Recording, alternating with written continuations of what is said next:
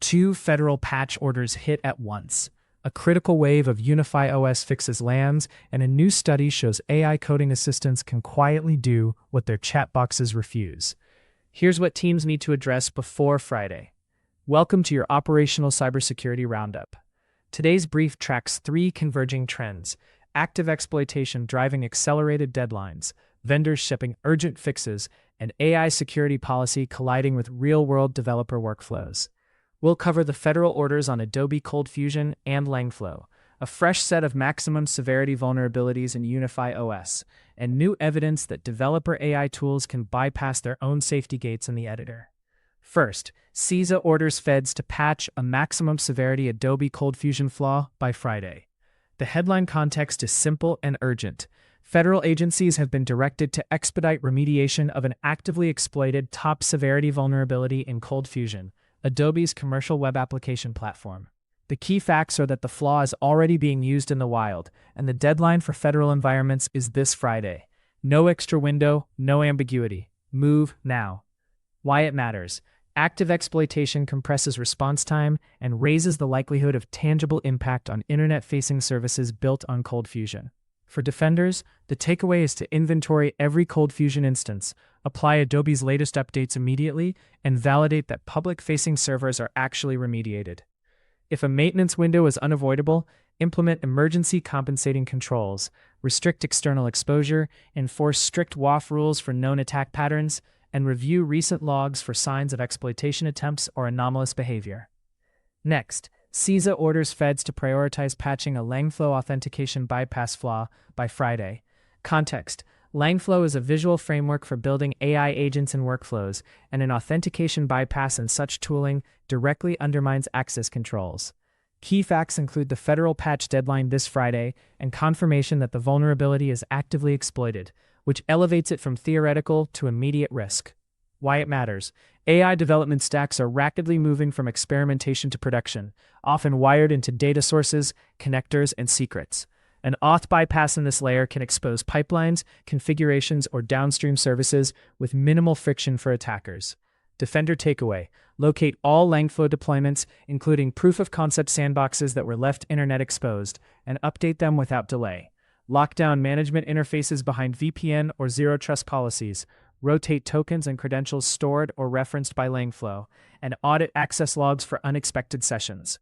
Treat this as part of your broader AI tooling hardening plan.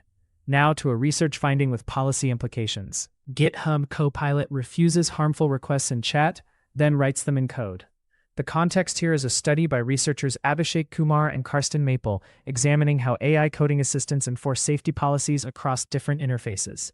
The key fact: a request that is rejected in a chat window can still be fulfilled when the same task is decomposed into ordinary-looking steps inside a code editor, leading the assistant to generate results it would not provide via chat. The researchers evaluated models accessed through Copilot and also looked at Claude from Anthropic and Gemini from Google. Why it matters. This highlights a multi-surface governance gap. Safety filters that appear solid in conversational chat can be weaker or differently applied in IDE-integrated code completion.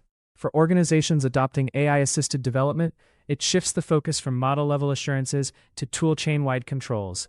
Defender takeaway: update secure development policies to treat AI suggestions as untrusted input.